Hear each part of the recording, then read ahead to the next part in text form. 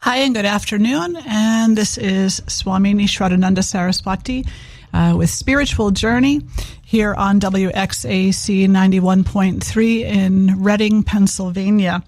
And it's so good to be here with you again today and just sharing some insights about spirituality, about this path that we share in this life, and about the expression of life itself. So today I would like to talk a little bit with you about contentment. But before we begin the conversation, let's just take a moment and center. So as long as you are in a safe place to do so, please sit nice and tall and close your eyes. If you're not in a safe place to close your eyes, then just sit tall and relax. And as you are closing the eyes or relaxing, just allow the breath to come in and out of the body, breathing in mindfully, breathing out mindfully, and just simply enjoying the experience of the breath, enjoying the experience of life, enjoying the experience of yourself, and of the connection that you have with all that is and with that sacred divinity that put it here. When you breathe out, the trees are breathing in. When you breathe in, the trees are breathing out. When you breathe in, everybody who is around you, some of those people are breathing out, and when you breathe out, they're breathing in. So we're sharing this beautiful sacredness of the breath, of the life force.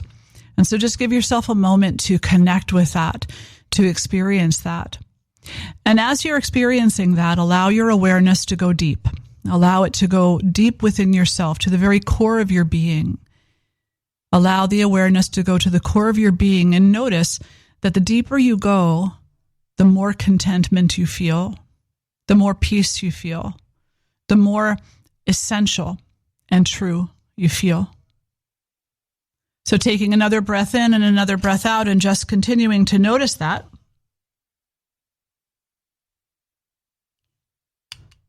And then fluttering the eyes open or releasing that experience and entering into our conversation of contentment. And so in yoga, contentment is called santosha. And this word, contentment, is just such a great word because it holds so much potential. What is the opposite of contentment? Distraction and disturbance. So anything that is not distracted, anything that is not disturbed can be moving toward the state of okayness, toward a state of acceptance, toward a state of contentment. Contentment is being in relative ease with what is. Contentment is an experience of ease. It doesn't mean that things are perfect, and it doesn't mean that everything is going your way. It just means that whether they're going your way or not, that you are at ease and accepting what it is that you're facing in any given moment. And if we want to look at that, we can perhaps on some level acknowledge that that's actually where strength comes from. Strength doesn't come from reacting. Strength doesn't come from being in a given moment when things are going awry or they're not going your way and then having a major reaction and blow up in response or reaction to that. But strength comes from the ability to remain calm, collected, and mindful, no matter what it is that you're facing. And so we call this ability to be at ease in any given situation the ability to feel contentment, the ability to feel the expression within oneself of santosha, as the Sanskrit word would be. So the opposite of contentment, again, is this distraction and this disturbance. And when we look at life and we look at the condition of the human being, and we've talked in previous shows about how the human being has this amazing way of experiencing things through the five senses: sight, sound, smell, taste, and touch.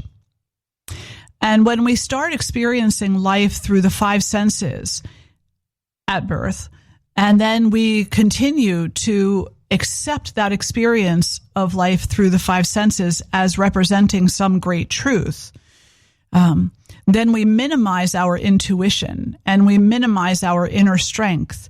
And we, on many levels, begin to see that we are basically a victim of what is coming to us from the outside. what we see, what we smell, what we taste, what we touch, what we hear. And that when we see the storm coming, that's something that's going to happen to us, and so we react.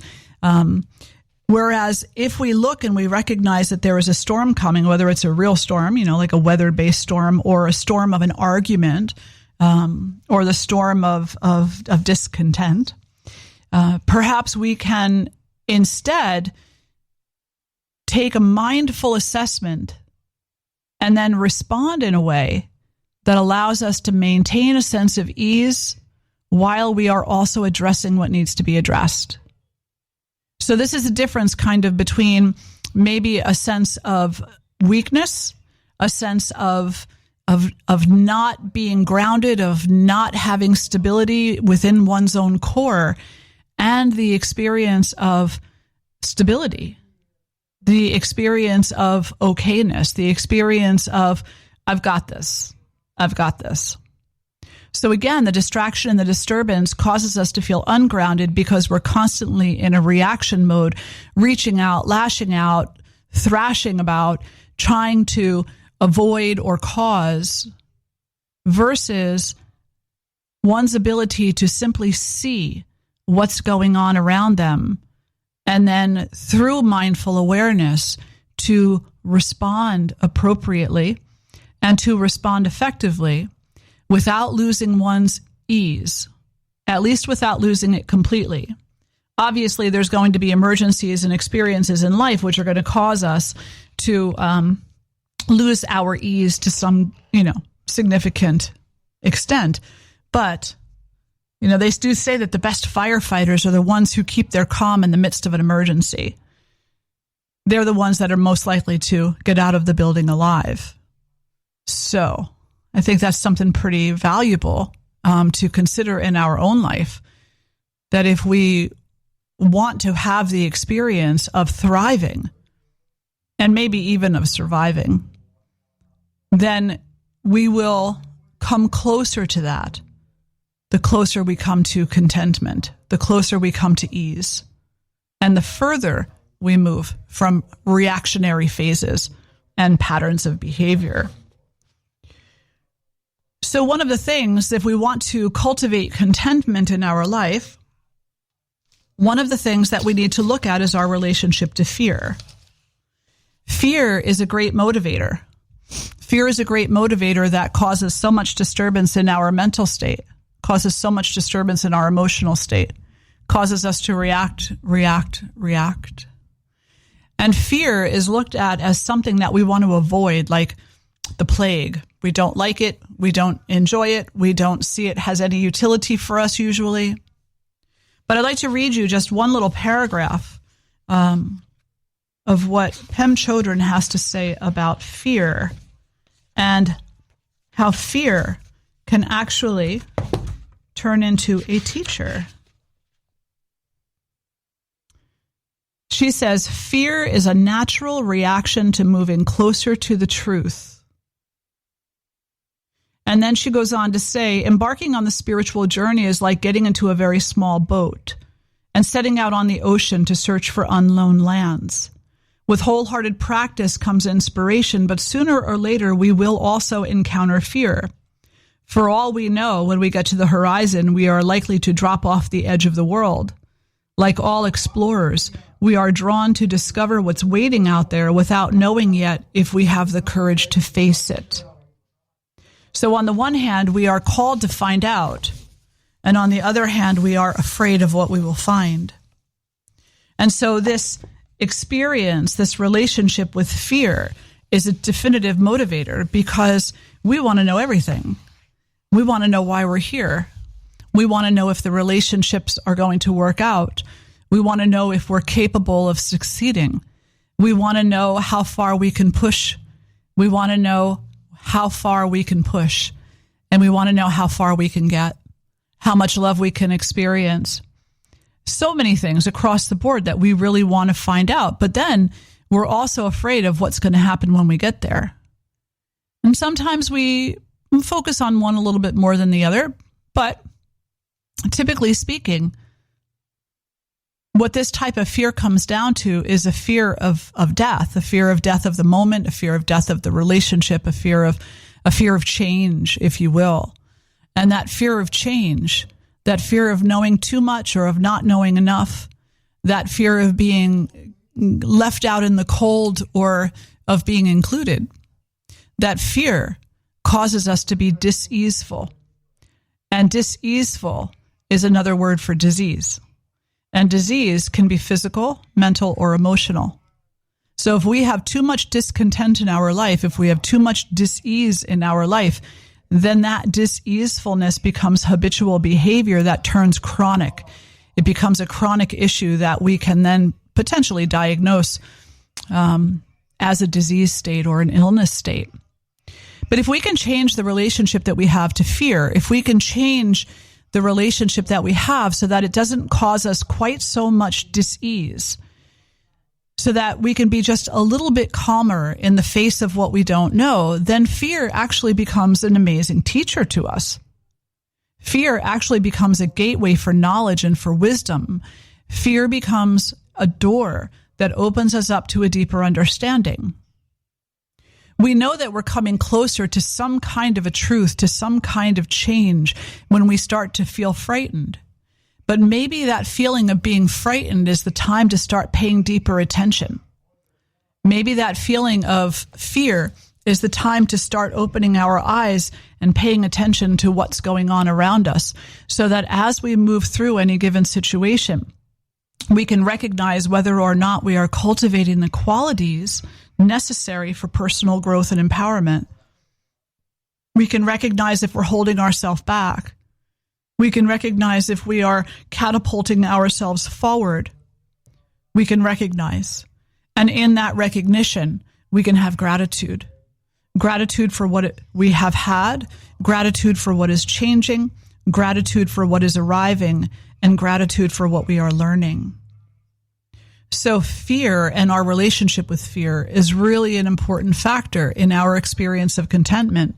Because if we only ever look at fear as something that happens outside of ourselves, like the storm that's coming, then we will never understand that we have an anchor inside of ourselves that can settle us right down into our grounded nature.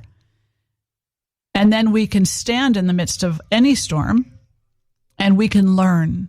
We can learn about ourselves, we can learn about others, we can learn about the process of suffering and healing, we can learn about our own potential for growth and for change. And that's just such an amazing thing. It's an amazing opportunity that might be uniquely human. And according to some, it is absolutely uniquely human. Because even though every species potentially feels fear, and actually they suggest now even plants feel fear. Like there was a few years ago, I think it was about 5 years ago, they released a study. And the study suggested that when you're mowing your lawn, the dandelions know the lawnmower is coming and they scream because they don't want to be cut. That the blades of grass don't want to be cut. That flowers don't actually want to be cut. And so they have an experience of fear or trepidation. So if we find that that research is valid, then fear is a universal experience. But what may or may not be a universal experience is the ability to choose to learn from the fear rather than shrink into it. To use the fear as a tool that catapults us forward into personal empowerment, understanding of self and others, that puts us into a situation where we grow and we know we are growing because of the fear. So just a few thoughts on fear as a universal experience, but that this ability to choose how to maneuver the fear might maybe be uniquely human, or at least we can't really recognize that yet in any other species. We don't recognize in other species the ability to face their fear and to do so decidedly with the sole purpose of personal growth and empowerment. So contentment, santosha. Santosha is one of the niyamas. and the niyamas are the personal observations or personal practices in yoga. And the idea is that we have to experience contentment. We need to cultivate the experience of contentment within ourselves in order to be able to experience peace, in order to be able to dedicate ourselves to a life of nonviolence and non-harming, in order to be able to tell the truth about uncomfortable things, in order to be able to express ourselves truthfully. We need to have some level of contentment within ourselves. Otherwise, we become disturbed and distracted entirely too easily. And when we are in a state of disturbance or distraction, then our ethics will have a tendency to fly out the window because we'll be too wrapped around fear, and fear will be too wrapped around us for us to feel the potential, to breathe into that potential, and to express that potential by way of the other ethics of a happy life, of a good life, of a spiritual life. Those ethics, again, being nonviolence, truthfulness, non-stealing or generosity, non-grasping, self-study, cleanliness, contentment, discipline, devotion, self-study. So we have these ethics, these practices that are inherently spiritual, and that are talked about in many traditions. Sometimes they use a little bit of a different word, but they're still basically the same. Be kind to each other. Don't hurt each other. Be truthful with each other. Don't lie to each other. When we're in a place of contentment, we are more resilient to the expression of those qualities. When we're existing in a state of chronic fear that is suffocating us, we are not. We are not conducive to those tendencies because we're afraid of what they're going to bring about. So santosha, contentment, this idea in yoga that one must put oneself at ease, bring oneself into a state of being that is level, that is not up and down, up and down, up and down, like a wild ocean or a wild roller coaster ride. That's what we like about the roller coaster rides, though, correct? We like the idea that there's an up and down and there's sharp turns to the left and sharp turns to the right, and it feels like a death-defying act to be able to take that roller coaster ride and survive it. And if we look at life, we can say that fear is similar. It has an addictive tendency to it, where the ups and downs, the sharp left turns, the sharp right turns, the curves in all directions feel almost death-defying. They rush us with adrenaline. And when we survive, then we have a tendency to want to experience the rush again.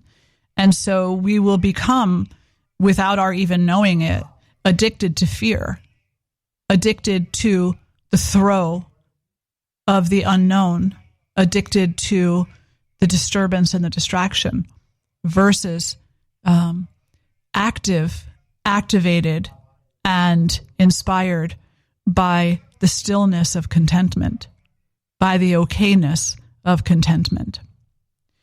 Now, contentment opens us up to many different things, too.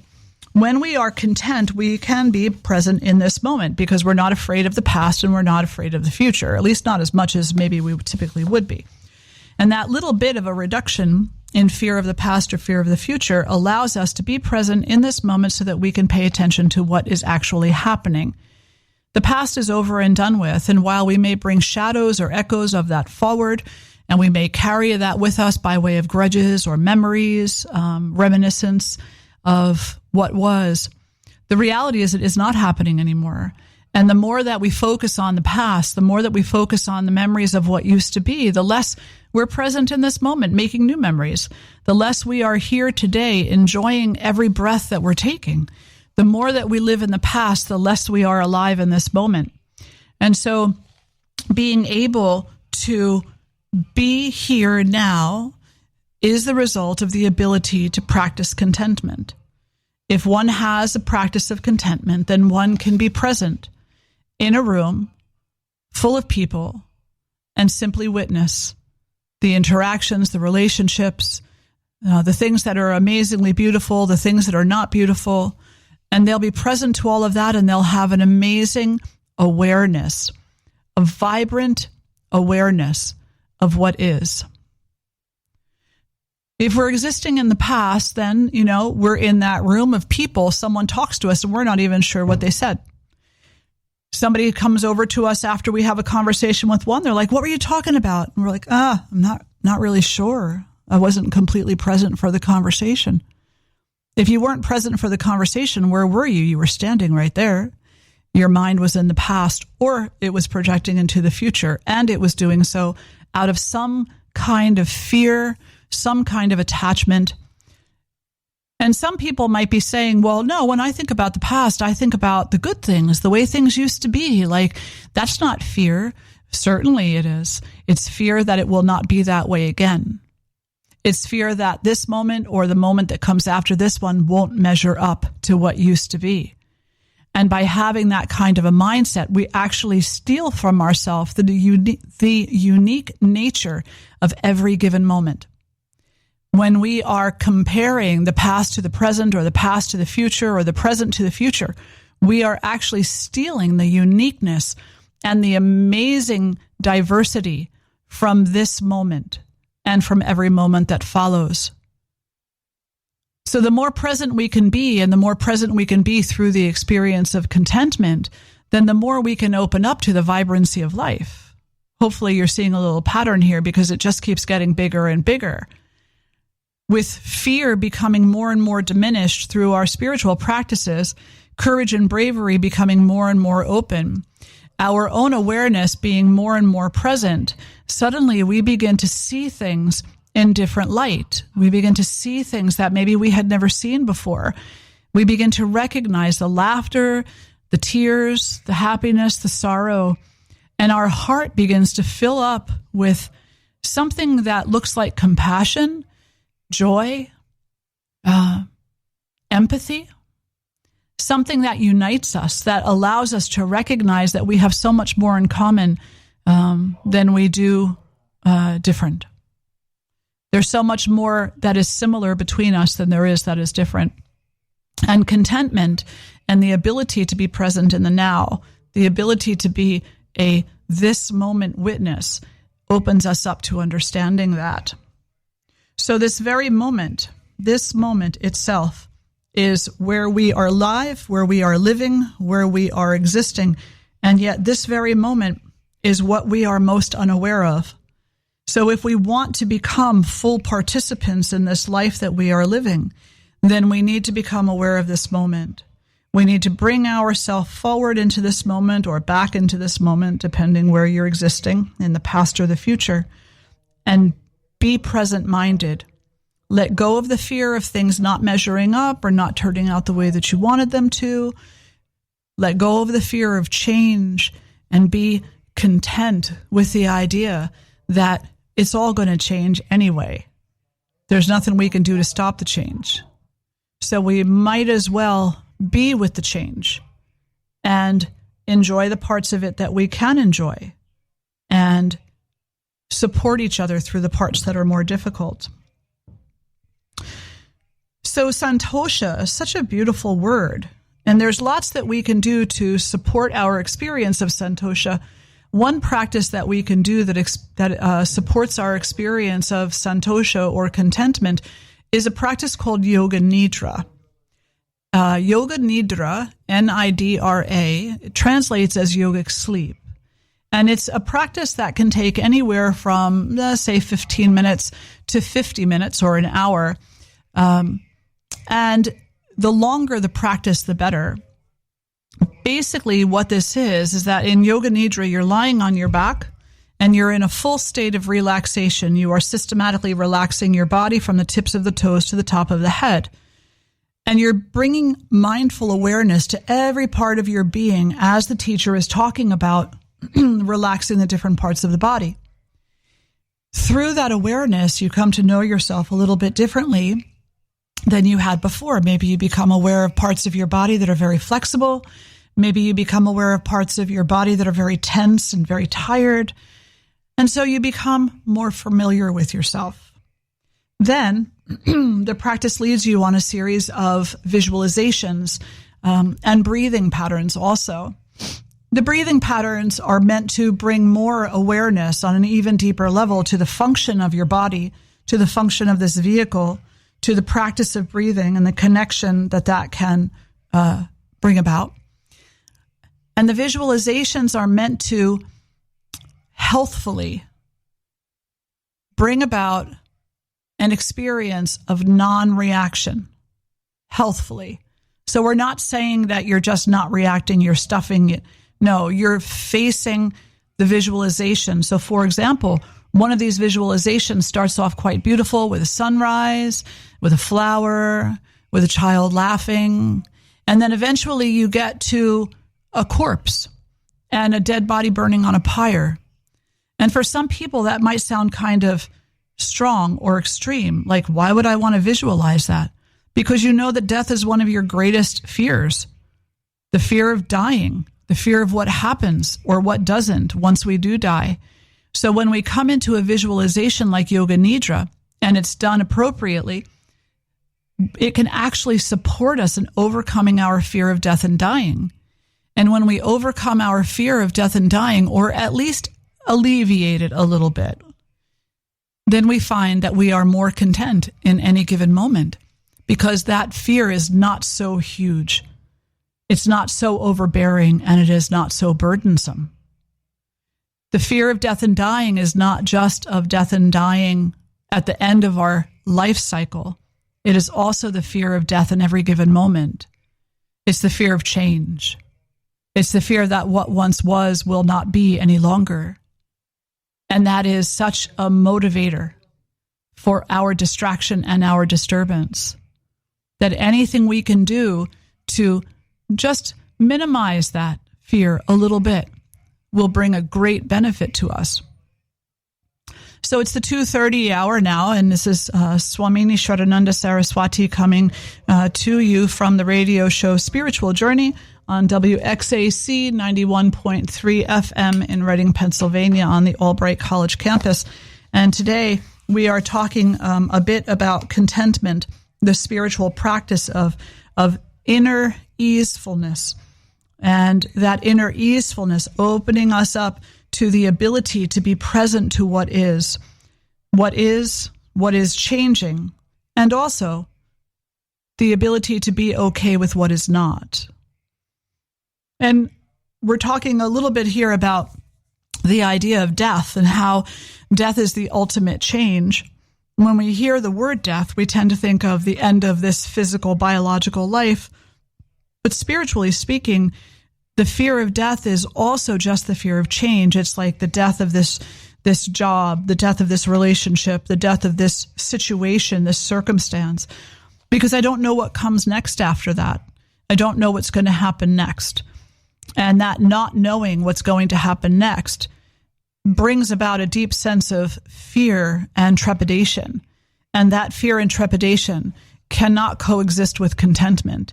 And contentment cannot coexist with fear and trepidation.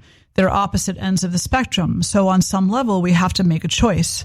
We have to say to ourselves, am I going to live in a state of fear and trepidation, or am I going to work and to practice to live a more contented life, a life that is simpler, a life that understands that, things do come and things do go.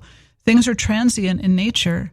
And maybe by understanding that, I can come into a deeper respect and acknowledgement of what does cross my path, the people, the experiences, and I can appreciate them. I have a heart of gratitude a bit more sincerely and a bit more profoundly as a result. Instead of being consumed by the idea that things are ending, maybe I can also open my heart to realizing that the end of one thing means the beginning of another. And while I may not know what that other thing is yet, I do know that through my own spiritual practices, through my own intention setting, through the quality of the life I live, I can have some influence. I can't control it, but I can have some influence. And maybe that next thing will be an amazing thing. Maybe it will be a brilliant, bright thing. Maybe it will be exactly what I hope it will be. And maybe not. But we have to be able to look and to see the possibilities. Odds are it will not be exactly what somebody wants, and sometimes it's the exact opposite of what we want. But it will change again.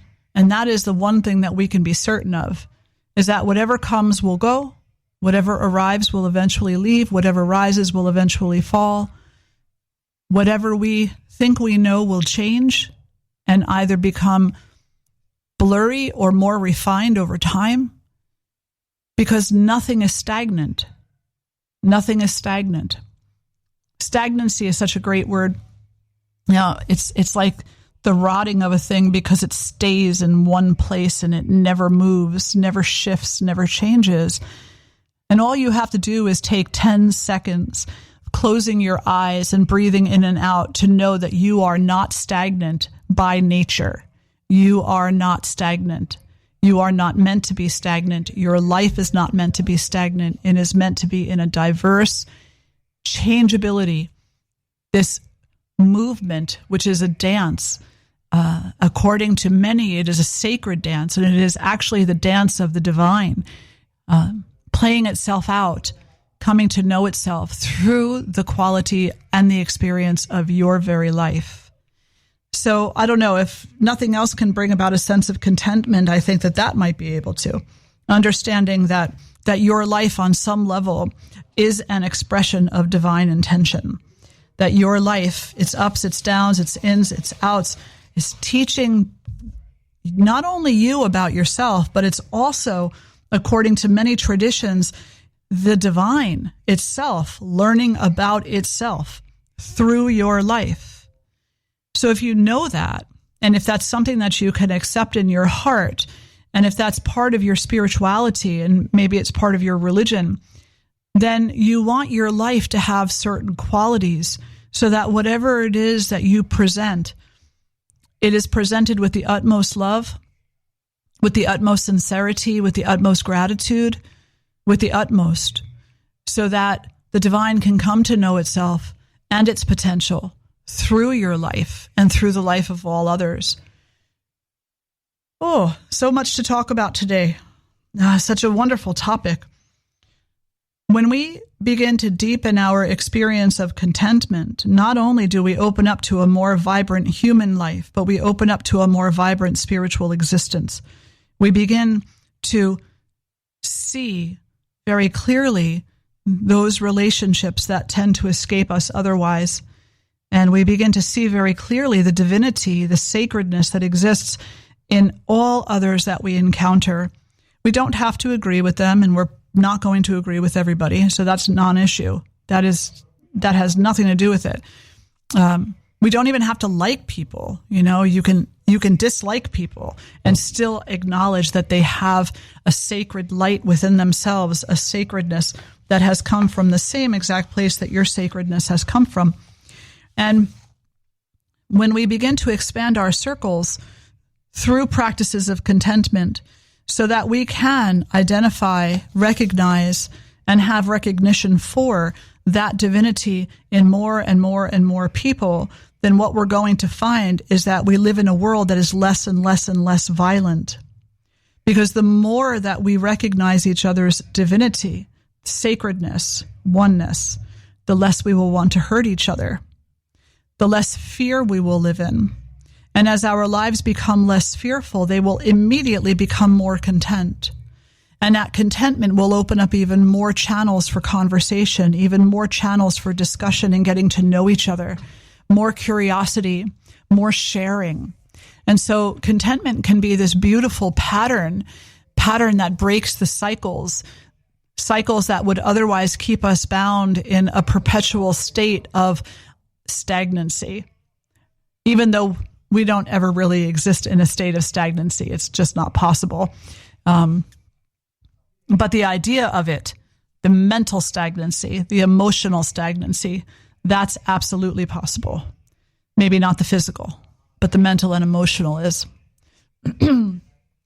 So this contentment brings us so many different gifts. It just really does. And, science has shown, there's been some research that actually says that individuals who have a regular practice of even 5 minutes a day of some type of mindfulness. And by mindfulness, we're going to say that that's contentment, because what do you do when you sit and meditate besides notice how crazy your mind is? Is that you're practicing being content sitting. You're practicing being present to discomfort in a way that is calm, cool, and collected. So, research has indicated that when an individual has even 5 minutes of mindfulness practice on a daily basis, that individual becomes more apt at problem solving, becomes more efficient on their job and at home, has fewer reported outbursts of anger, and especially fewer reported outbursts of anger for no reason, and generally reports getting along better, getting along with people better, listening better, seeing more appropriately, hearing more clearly, and sensing within themselves a general okayness that they can't quite describe other than to say they really, truly, honestly feel more okay. To feel okay is the opposite of disturbed and distracted. Because when we're disturbed and distracted, we're not okay. We are darting our eyes in many directions, looking for whatever it is that is distracting us or disturbing us, or looking for the next bomb to drop, looking for the next argument or the next emergency. That is not a state of okayness. That is a state of illness. That is a state of disturbance, dis-easefulness. Easefulness is being able to sit and to chill when it's appropriate, and to respond when it's appropriate, and to respond in such a way that you empower yourself and others to maintain a little bit of that chill, a little bit of that calmness, a little bit, or maybe a lot of that easefulness. So, not causing harm, just kind of coming back to that for a moment. And I know we talk a lot about nonviolence because nonviolence is key. Nonviolence is the key. And I'll just say that one more time. Nonviolence is the key. If we can become skillful in our practice of nonviolence, then we will alleviate so much stress from our shoulders. We will alleviate grief and guilt. We will alleviate fear of retaliation. And so by practicing the practice of nonviolence or non-harming, we are actually empowering contentment because we won't have to deal with the consequences of our own violent behavior.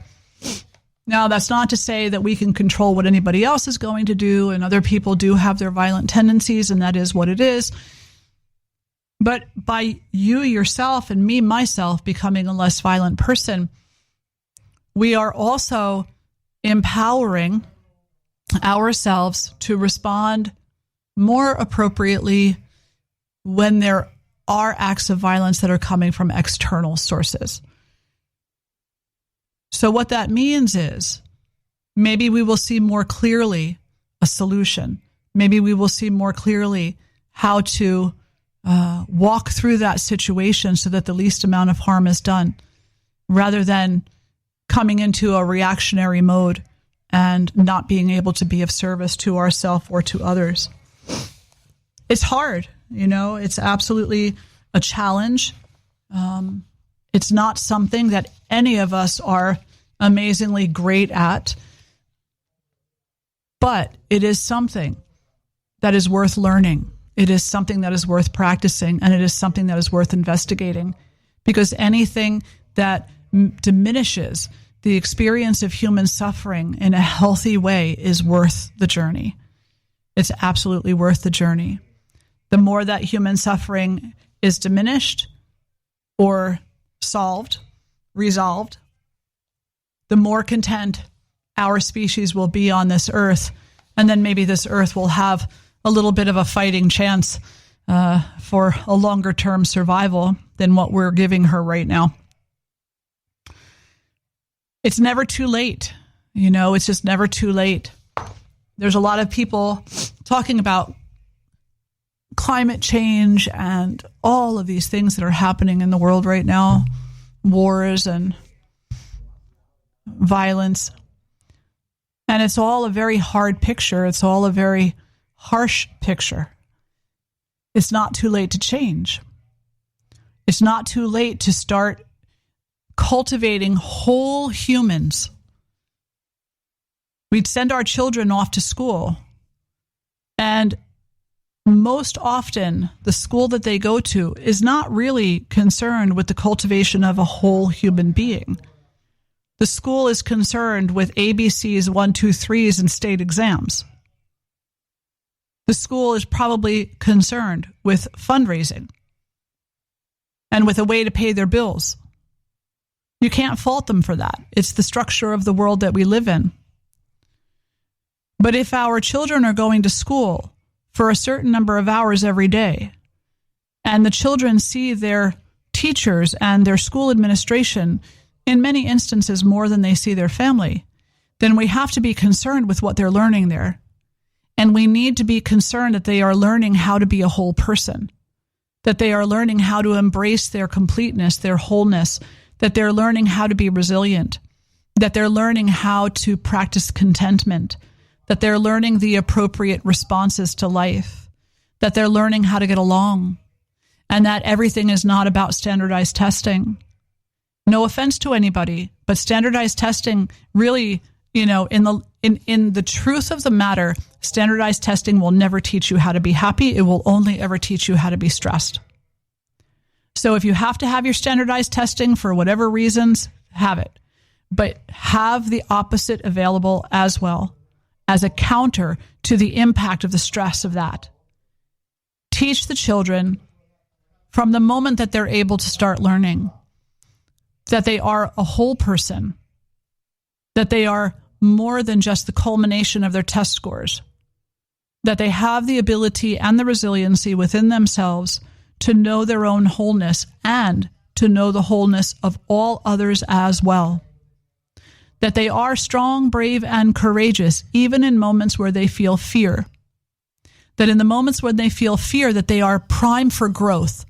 That moment is going to be a catapult into their next phase of growth, and that they can stand to that, and they can learn from that and be open to that. And they can invite others to support or to walk along with them, and that together we can support each other. So taking this one step in teaching our children practices of contentment, practices of nonviolence, practices of wholeness, so that this next generation coming forward doesn't have to deal with the same thing, issue, challenge that we are dealing with. That their issues and challenges should be something a little different and hopefully a little bit lighter than what we're dealing with. As for the current generations, it's a bit hard because we've all been schooled really well.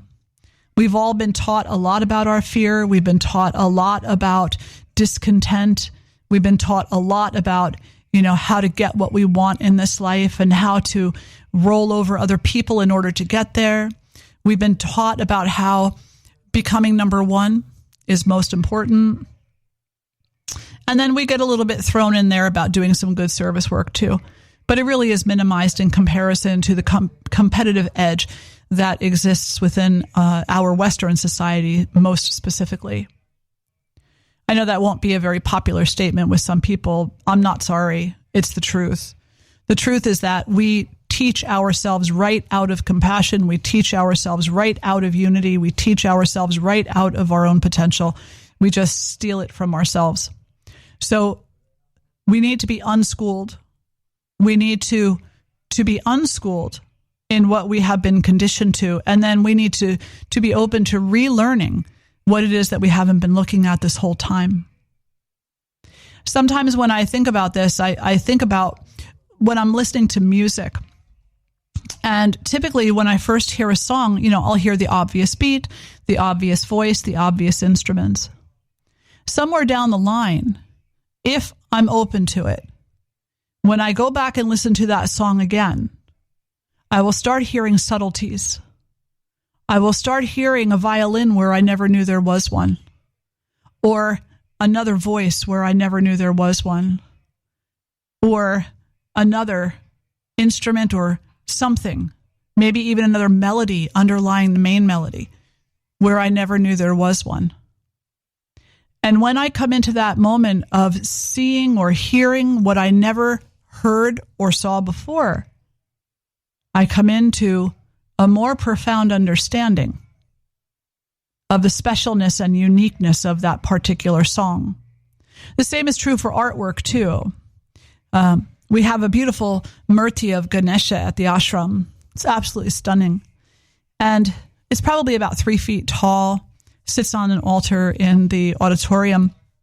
And I don't even know how many times I've gazed at that, sat in front of it, stared at it, just taken in the beauty of it. And Ganesha is called the remover of obstacles. And he is an aspect of the divine that has the head of an elephant. And there's a lot of symbology there, and maybe we'll have a future show on that. We'll talk about the gods and goddesses of yoga or something. But in this moment, just know that this murti, this statue, is absolutely beautiful. Every time I look at it, I see something new and different that I never noticed before. I see a shade of a color, or I see a twinkle in the eye, or a smoothness of the texture. And every time that I see something new that I didn't recognize before, I'm learning. I'm learning more and more and more. And in this instance, what I'm learning more and more about is both the relationship that I have to this aspect of the divine as it is presented to me in the form of a murti or a statue, how I feel about that, and about my own awareness and lack of awareness. I learn more about how much I'm not seeing, how much I'm not hearing, how much I'm not paying attention, how much I might not be present in a given moment to really take in a bigger picture, a beautiful picture, a more inclusive picture. When I come to a place where I feel like I've truly seen something or I've truly heard something, take conscious listening, for example. It's an exercise that we often do in yoga trainings where we take the time to consciously listen to another person. And just the act of sitting down and listening intently calms you down and brings you to a state of contentment, because you inherently know, the intelligence of your body and your being inherently know that because you're doing it intentionally and consciously, you're learning, you're open, you are accepting, and you're not allowing fear to be your guide in that moment. And there's something really comforting about that. There's something very comforting about just showing up. There's something really comforting about just being present. And that comfort now takes us into the nervous system. Because when we exist in a state of fear, we exist in a state of fight or flight. Fight, flight, or freeze.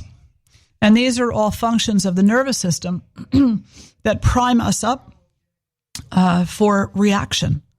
And the reaction could be to fight, the reaction could be to freeze, or the reaction could be to fly away.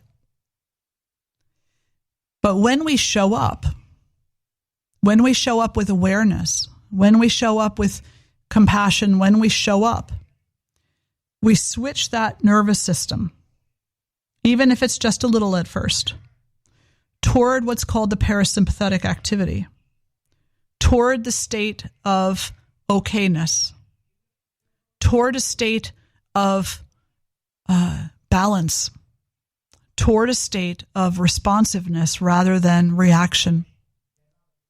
When we show up aware, breathing, mindful, we show up with content, not contempt, with content. Then we show up in a way that brings about a greater resiliency to the overall functioning of our being, our body, our mind, our emotion, but which also reorients our nervous system to a state of relaxation. And if what you're looking for in this life is the experience of happiness, then that's a really super important thing to know, because you cannot have happy alongside disturbance and distraction.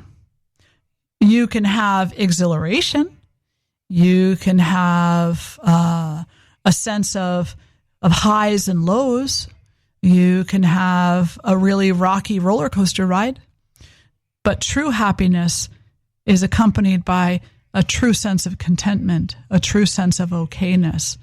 And so when you show up in your life or for yourself, for other people, when you show up listening on purpose, seeing on purpose, feeling on purpose, when you use your senses for the betterment of yourself and your awareness, then you're showing up in a state of resiliency that empowers you to be healthier and to know your health more intimately. So we started off kind of talking a bit about death with regard to contentment. This is the earlier part of the conversation. And so I guess that given that we opened up the first 5 minutes with contentment by talking about death, we'll close off the last 5 minutes by talking about birth. And that through contentment, we come into a moment of rebirthing ourselves. Too many times in these days, I talk to people who have dreams and visions of what their life could be, but they can't put them to words because they either feel like they're not worthy to put them to words, or they feel that the words escape them. And they may have a tendency to revert back to talking about things that are uncomfortable and painful and fearful, like the idea that they're not worthy. And when we come to this place where the practice of contentment becomes strong enough that fear is diminished even just a little bit, then we come to a place where we can begin to birth our visions, to birth our ideas, to bring forth a more refined definition of what it is that we're seeking in this life, what it is that we are seeking in our life specifically. And we can begin to see a clearer path to working toward that, outcome, or working toward that goal. Yes, there are goals in life, even though we can't really control anything. We can still move forward with the intention, and then just come to understand that no matter how we dot our I's or cross our T's, the outcome is oftentimes beyond our reach, or beyond our control, I should say. But that doesn't mean that we shouldn't dot our I's and cross our T's. When we dot our I's and cross our T's, then however we are rebirthed will have a positive to it. It will have an empowerment to it. Because however it is that we are rebirthed is going to bring forth the qualities that we invested in the process of rebirthing ourselves. So on the one hand, we need to let the old version of ourself die away. And I know I get that's totally scary. It's uncomfortable because we don't know what comes after death. Well, that's not entirely true. We know that rebirth comes after. That even if we're only talking about this particular life, that every moment that we let one part of ourselves fall away, we do so that another part of ourself can be born. We do so that another aspect of our self can be expressed. We let our anger go so that our joy might be expressed. We let our hatred go so that our love might be expressed. We let our apathy die so that our empathy might be born. We let our judgment die so that our acceptance might be born. We let our fear die so that our life might be born in a state of courage, contentment, and love. So this is Swami Shraddhananda Saraswati here on WXAC 91.3 FM in Reading, Pennsylvania. I'm so honored to have this opportunity to speak with you on this radio station. I'm so honored and just beyond my words, really, to express my gratitude that they would open up a spot for this type of a discussion, this inquiry into how to express our spiritual nature given this time that we have in this life, and that they would see that there was a value to these words and into sharing them. And so I'm just really grateful for that. So shout out to the radio station and shout out to everybody who's listening. May you all be empowered to make positive change in this world, not only on behalf of yourself, but on behalf of all beings everywhere. May we all be empowered to make a difference in this world, to bring forward a more peaceful self, a more happy self, a more harmonious self. And then may we share that happy, harmonious self with all others we encounter, so that each person is given an example of their own potency, of their own potential, and of their own resiliency. And so I'll end with a little quote from Pem Chodron. And this is called Widening the Circle of Compassion. Only in an open, non-judgmental space can we acknowledge what we are feeling. Only in an open space where we're not all caught up in our own version of reality can we see and hear and feel who others really are, which allows us to be with them and communicate with them properly. It also allows us to be with ourselves, to communicate with ourselves properly, and it allows us to be with the divine and to communicate with that sacredness properly. So have a great afternoon. Sending you all my love, so many blessings, and I hope to see you all sometime soon. Otherwise, I will talk with you next week. Namaste.